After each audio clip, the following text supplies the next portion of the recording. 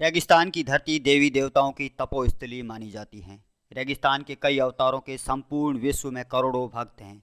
एक ऐसी ही शक्ति थी माता रानी भटियाणी, जिनका जसोल नगरी में भव्य मंदिर स्थापित है, जहां पर दूर दूर से लाखों की संख्या में श्रद्धालु दर्शन करने आते हैं, जिनके चमत्कारों के किस्से इस कलयुग में भी सुनने को मिलते हैं। आज हम आपको ले चलते हैं उसी जसोल की पुण्य धरा पर और सुनाते हैं आपको माता रानी भटियाणी की चमत्कारिक गाथा। चमत्कारों और रहस्यों से भरी जसोल धाम, यहाँ पर पूजी जाती है माता रानी भटियाणी और सवाई सिंह को।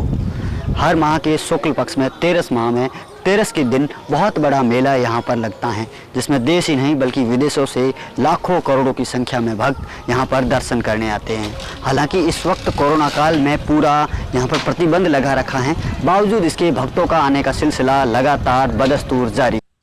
माता रानी भटियाणी का जन्म जैसलमेर जिले के जोगीदास के गांव के ठाकुर जोगीदास के घर हुआ। इनका असली नाम स्वरूपो भटियाणी था। विवाह मालानी जागीर की राजधानी जसोल के राव भारमल के पुत्र जेतमाल के उत्तराधिकारी राव कल्याण सिंह के साथ हुआ था। राव कल्याण की पहली पत्नी देवड़ी से कोई संतान प्राप्ति नहीं होने के कारण दूसरा विवाह स्वरूपो भटियाणी से हुआ था।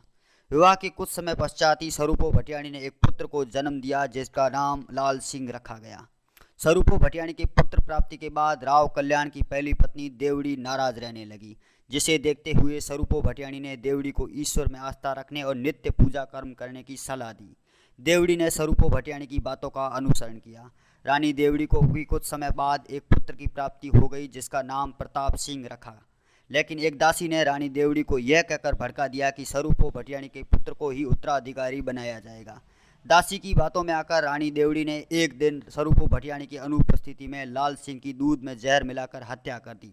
स्वरूपो भटियाणी ने वापस आकर पुत्र का मृत शरीर देखा तो उन्होंने भी प्राण त्याग दिए। मालानी के मरुगंगा के तट पर स्थित देवभूमि जसोल का देश दुनिया से एक अनूठा जुड़ाव है, क्योंकि इस देवभूमि की पहचान सवाई सिंह जी राठौड़ एवं माता रानी भटियाणी जी की तपस्या या तप स्थली के तौर पे समूचे देश प्रदेश में विख्यात है।